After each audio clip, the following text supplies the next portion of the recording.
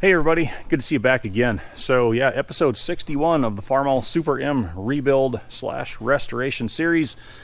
I know it's been a while since we did episode number 60. I believe that was last December. I sat down and tallied up all the parts and pieces that we had put into this project and figured out cost-wise where we were at that time. And that number really hasn't changed at all since, because we didn't have to buy anything else for the tractor. We had everything purchased last year. But as those of you know who keep up with the feed, we ran out of time last fall to get like the last couple little minor detail things painted and on the tractor. It just got too cold. So we held that over until this year. And the goal of episode 61 here is to round out those last few details and finally call this project done. I should also mention, I'll throw this episode on the tail end of that 60 episode long playlist that I have compiled of the entire rebuild / restoration of this tractor. In case you want to go back and watch it all through again, you have the option to do so. And speaking of those final few pieces that did not get paint on them last fall, here's the batch that I did last weekend. Sandblasted, primered, painted, all this stuff. It sat for a week to dry and harden up. And the neat part about it, when I was getting the paint gun box back out, we keep notes on all of our paint batches, results, everything like that. Here is the note from the first batch of primer we sprayed on this tractor last year, August 16th, 2020. And it's the 14th today.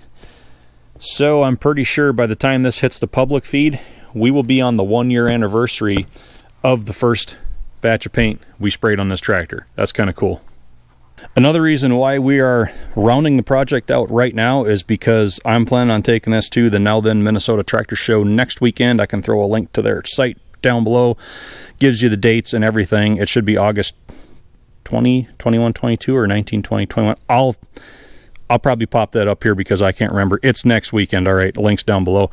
But yes, we want to have the last few details done on it before we do that. And I spent all day yesterday just cleaning this tractor up because, you know, I've been running it all summer long, breaking it in, making all the minor little adjustments and you know, tune-ups here and there where needed. And it's been a really dry year, and this thing was so dusty and dirty. So yeah, yesterday I got it all cleaned up. I even threw a couple coats of wax on all the sheet metal, air cleaner top, toolbox, fenders, all that stuff, just to kind of get the shine back to it again. I think we have it looking pretty good. And another thing I did yesterday, did not film it. I was just kind of in go mode getting things done. I got the new reproduction 12-volt headlamps put on it on both sides. And again, really happy with how all that stuff fit together. I was a little bit concerned about this side because we have the optional toolbox up here, and these things are offset to this side a bit. So I was worried about clearance issues here, but I found that if I put the brackets all the way out at the ends of that crossbar, plenty of clearance, plenty of room right there, and it does not get in the way of that hydraulic control rod either. So really happy with how all that stuff fits. Just to quickly run down kind of the installation process of these lights, it's very simple. They clamp to this crossbar, but you'll notice each light has 2 wires going to it. The way these are supposed to work, they're supposed to be a 1-wire light system only. So you got the light switch here. It puts power out through the main wire into the back of the bulb, and the way they worked back in the day, you can see this brass colored lug, kind of this contact strap that comes down off the back of that socket. That has a single screw under it that grounds your headlight socket to the housing of the light itself. And you have to rely on the ground path being absolutely clean and having good contact between the light housing to the clamp bolt to the clamp bracket to the crossbar to the vertical pedestal to the deck, and your negative battery cable better be grounded to the deck very well to have all that stuff working. And those are just so many contact points that can get dirty and corrode over time, build resistance, and then your lights go dim or they stop working. The reason why you see 2 wires to the back of these lights is because I prefer to run a dedicated ground circuit right off of that grounding lug right there. You can see on the other side, we did the same thing over here as well. And that circuit goes all the way into the box here, and it goes right to the negative post of the battery. That just keeps this system more reliable, working better, working longer, rather than having to go back and clean all those contact points like I mentioned, where rust and dirt and just anything can accumulate, cause you problems. So that's pretty much the full install on the lights. Nothing real fancy, but that's just kind of an extra step that I prefer to take with these old Farmall lighting systems. All right, now that I've brought everyone up to speed on what I did yesterday, let's assemble this remote brake lock linkage and get it installed. So the reason why they offered that is because on these M's especially, when you go to apply the brakes and you want to engage the brake lock, which here is the lever right there, by the time you push on the pedal and then fold yourself in half to get all the way down and try to reach that lever, it's kind of a long ways, and I'm even kind of long-legged and long-armed, and it's still tough for me to get all the way down there, and my shoulders hitting the steering wheel trying to bend down that far. So that remote brake lock linkage just basically is a pivot with a rod that comes up to about this area here next to the fuel tank, so that you can just easily apply the pedal, reach down, click that in, and you're good to go. And this kit I purchased from Steiner Tractor comes with a nice instruction sheet telling you exactly how to put it together, install everything. You got to be sure you get the right one for your tractor though, because there's two types. The type that I got works in conjunction with this hydraulic control unit that's below the fuel tank. The other type is for tractors that do not have this control unit here, so they do mount up differently. And when it's fully assembled, this is all there is to it. It's pretty simple, really. So let's get it put on the tractor. First thing you need to do is remove this deck bolt that's next to the factory brake lock lever.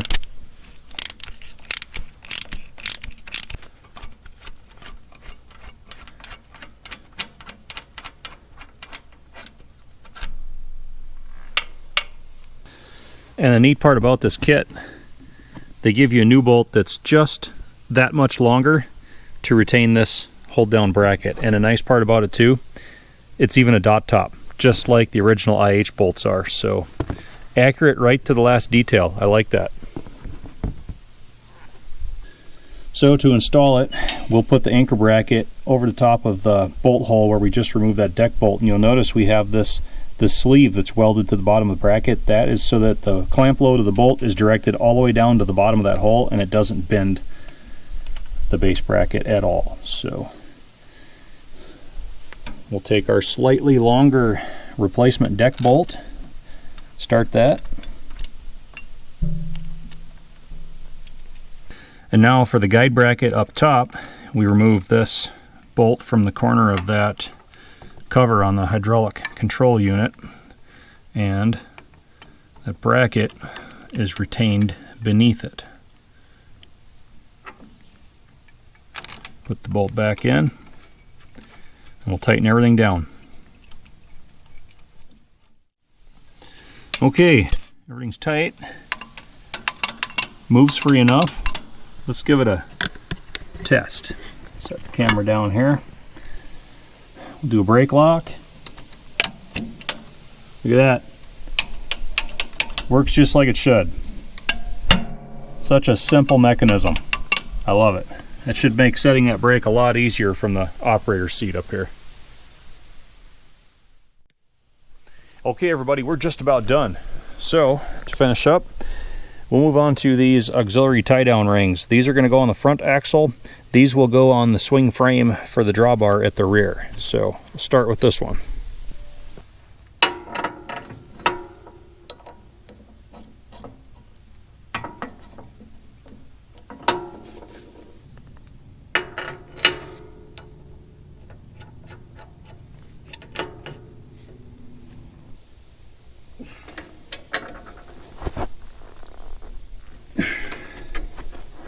There. Those are tight. Just a little bit of touch up to do there. We'll do that later this afternoon. Let's move on to the front. For these, I'm just going to use one of these open sets of holes in this axle tube. So we got a good grade 8 bolt going down through there, and then this is threaded for 5/8. That will just thread right onto the base.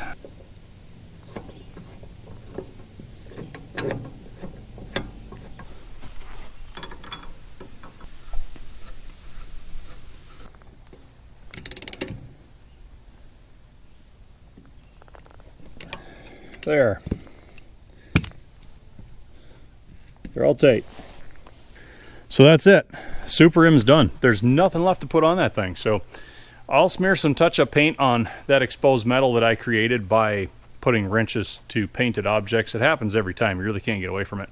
And then I'll bring you all back later on this evening as the sun's going down. We'll test out the lights and see how all that looks.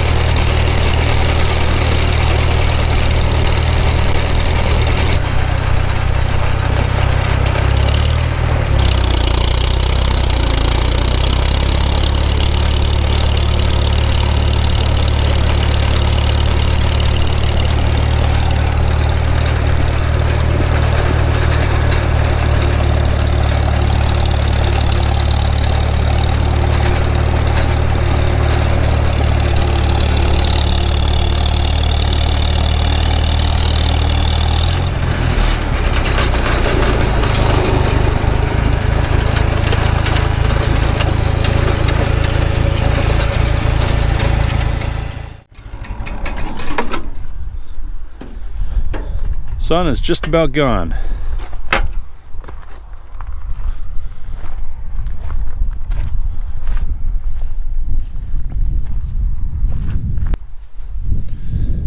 Boy, is it ever a nice evening out here. Summer days are starting to finally get a little bit more palatable.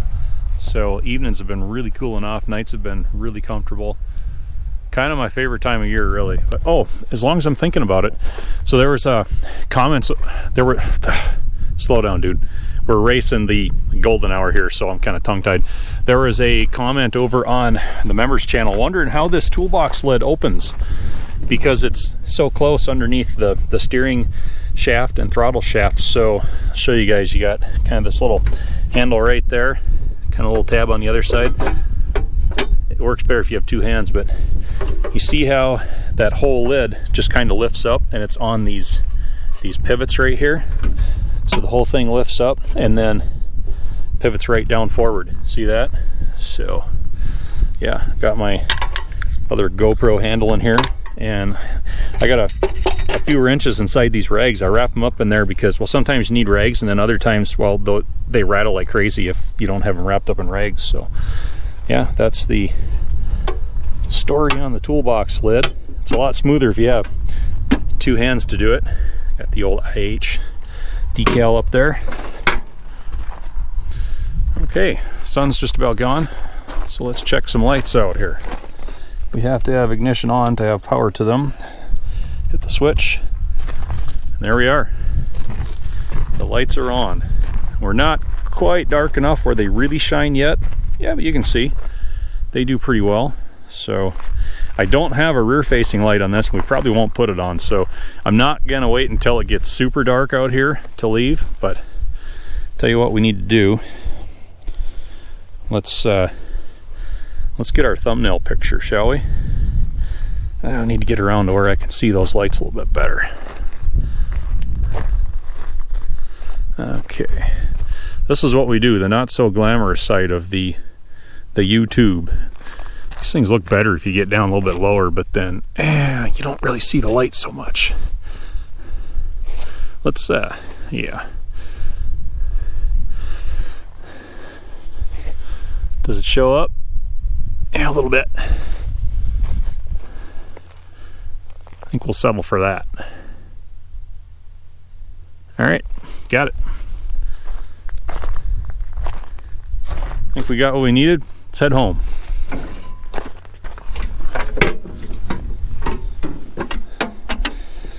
Oh, that's the time of year I wish these evenings could last for like 4 to 5 hours. It's just perfect out here. I see Rick Bork finished cutting the hay. You can see the old orange Kilboda over there. I think he'll be back tomorrow raking and baling. So, all right, and that brake lock just automatically releases like that. So Let's head home.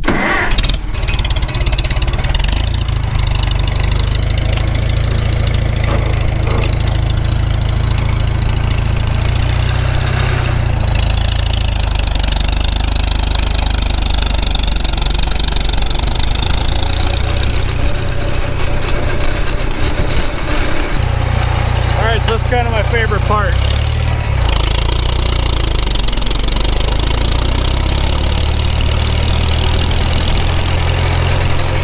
Just letting her rip right out onto the road. Love it.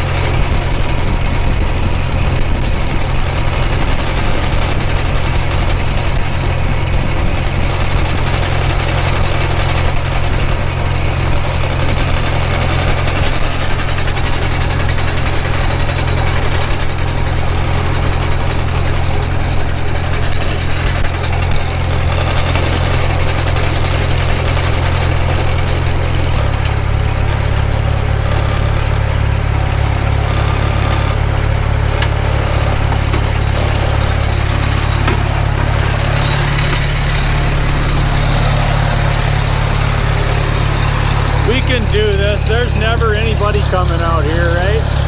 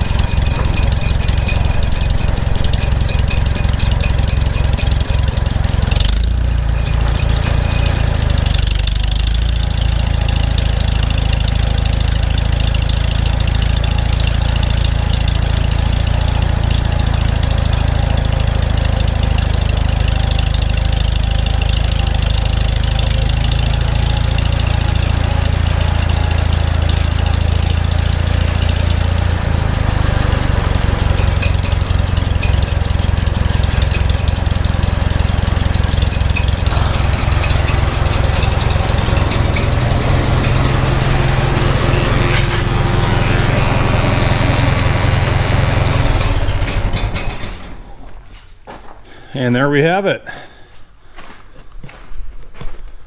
So, Super M is finally done, everybody. Finally done. It only took a year after we, laid down the first coats of primer to get the rest of that painting finished. But so, dumped some fuel in it. We're pretty much ready for now then. Yeah, right now it looks like it's going to rain on Thursday and Friday and maybe Saturday, but then probably Sunday again and whatever. We haven't been able to beg rain all year, and the first vacation days I've taken all summer, rain everyone, but it's what it is. We'll see what happens, right? Thanks for watching, everybody.